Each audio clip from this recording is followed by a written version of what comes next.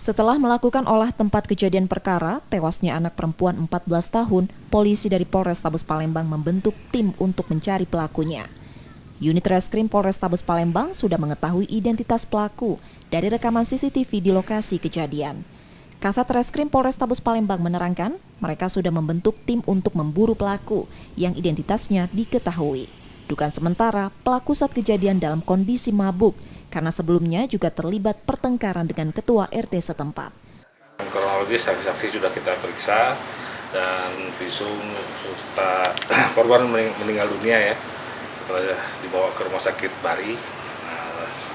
Alhamdulillah kami sudah mengantongi identitas pelakunya dan insya Allah kami dari mulai kejadian sampai dengan sekarang tim kita sudah bentuk untuk melakukan pengejaran. Himbauan kami terhadap pelaku ataupun keluarga